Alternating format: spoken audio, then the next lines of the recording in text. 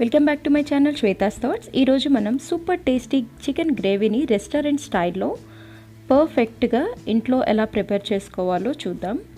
మీరు కూడా ఈ ప్రాసెస్లో చికెన్ గ్రేవీని ప్రిపేర్ చేసుకుంటే తిన్న ప్రతి ఒక్కరూ ఖచ్చితంగా సూపర్ అనాల్సిందే, అంత టేస్టీగా ఉంటుంది.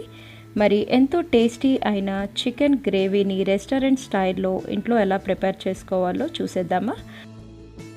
మనం స్టవ్ ఆన్ చేసుకొని పాన్ పెట్టుకొని ఒక 6 నుంచి 7 ఎండుమిర్చిని తీసుకోవాలి. అలాగే ఒక 10 నుంచి 15 జీడిపప్పుని కూడా యాడ్ చేసుకొని ఈ ఎండుమిర్చి జీడిపప్పు కొద్దిగా గోల్డెన్ బ్రౌన్ కలర్ వచ్చేంత వరకు ఫ్రై చేసుకోవాలి. ఇలా ఫ్రై అయిన తర్వాత మనం స్టవ్ ఆఫ్ చేసుకొని చల్లారిన తర్వాత మిక్సీ జార్ తీసుకొని మిక్సీ జార్లోకి ఈ ఫ్రై చేసుకున్న జీడిపప్పు ఎండుమిర్చిని వేసుకొని అలాగే ఇందులో మనం ఆల్రెడీ కట్ చేసి ఉంచుకున్న ఒక పెద్ద సైజ్ టొమాటో పీసెస్ని కూడా యాడ్ చేసుకుంటున్నాను. ఇవన్నీ చక్కగా మిక్స్ చేసుకొని ఫైన్ పేస్ట్ లాగా ప్రిపేర్ చేసుకోవాలి. ఇలా మిక్స్ చేసుకున్న ఈ పేస్ట్ని ఇప్పుడు పక్కన పెట్టేసుకుందాం.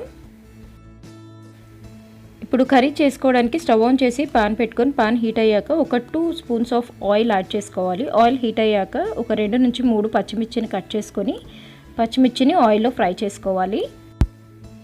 అలాగే కట్ చేసి ఉంచుకున్న ఉల్లిపాయ ముక్కల్ని కూడా వేసుకొని నూనెలో పచ్చి వాసన పోయేంత వరకు మనం ఫ్రై చేసుకోవాలి.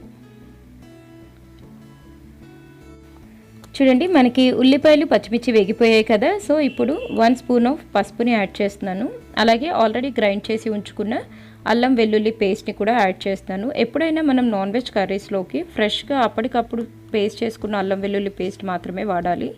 అప్పుడే మనకి పర్ఫెక్ట్ టేస్ట్ వస్తుంది. సో ఇలా వేగిన తర్వాత 1 స్పూన్ ఆఫ్ కారాన్ని యాడ్ చేస్తున్నాను. ఆల్రెడీ మనం ఎండుమిర్చి యూస్ చేస్తున్నాం కాబట్టి కొద్దిగా కారం తక్కువగా వేసుకోవాలి. 1 స్పూన్ కారం అలాగే 1 స్పూన్ సాల్ట్ కూడా యాడ్ చేసుకొని నూనెలో ఫ్రై చేసుకోవాలి. ఇలా వేగిన తర్వాత నేను ఇక్కడ 500 గ్రామ్స్ ఆఫ్ చికెన్ తీసుకుంటున్నాను. ఆల్రెడీ వాష్ చేసి ఉంచుకున్న చికెన్ని యాడ్ చేసుకోవాలి. చికెన్ యాడ్ చేసుకుని చికెన్కి ఈ మసాలా అంతా పట్టేలాగా ఒకసారి మిక్స్ చేసుకోవాలి. మనకి చికెన్ నీసువాసన రాకుండా ఉండడానికి కోసం మసాలా కలుపుకొని ఇలాగా ఒక 5 to 10 మినిట్స్ పాటు మూత పెట్టకుండా కుక్ చేసుకోవాలి. ఇలా కుక్ చేసుకున్న తర్వాత మనకి చికెన్ ఆల్మోస్ట్ 50% వరకు కుక్ అయిపోతుంది. చూడండి, మనకి చికెన్ అన్నది 50% కుక్ అయిపోయింది.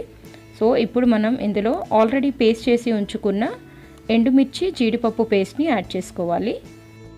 ఇలా యాడ్ చేసుకొని చికెన్ని మరొకసారి మిక్స్ చేసుకోవాలి కంప్లీట్గా ఈ పేస్ట్ పట్టేలాగా.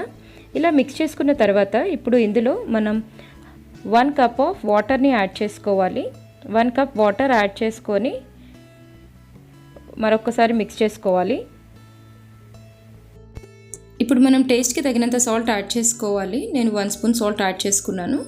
అలాగే 1 స్పూన్ ధనియాల పొడి, 1/2 స్పూన్ గరం మసాలా పౌడర్ని కూడా యాడ్ చేసుకొని మరొకసారి మిక్స్ చేసుకోవాలి. ఇలా మిక్స్ చేసుకొని మూత పెట్టుకొని ఒక 5 నుంచి 10 నిమిషాల పాటు కుక్ చేసుకుంటే మనకి కంప్లీట్గా కుక్ అవుతుంది చికెన్. సో ఇప్పుడు మనం మూత పెట్టేసుకొని 5 నుంచి 10 నిమిషాల పాటు మీడియం ఫ్లేమ్లో కుక్ చేసుకోవాలి.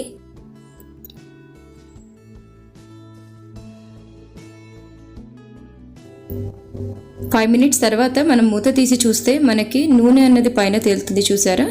అంటే మనకి చికెన్ పర్ఫెక్ట్గా కుక్ అయిపోయినట్టే. ఫైనల్గా మనం కొత్తిమీరను చల్లుకొని ఒక్కసారి కలుపుకొని స్టవ్ కట్టేసుకుంటే మనకి ఎంతో టేస్టీ అయిన చికెన్ గ్రేవీ కర్రీ రెడీ అయిపోయినట్టే. మీరు కూడా ఇదే ప్రాసెస్లో ట్రై చేయండి, తప్పకుండా నచ్చుతుంది, సూపర్ టేస్టీగా ఉంటుంది. మరి మీకు ఈ వీడియో నచ్చిందా? అయితే లైక్ చేయండి. మరెన్నో హెల్తీ అండ్ టేస్టీ రెసిపీస్ కోసం నా ఛానల్ని సబ్స్క్రైబ్ చేసుకోవడం మర్చిపోకండి. Thank you for watching.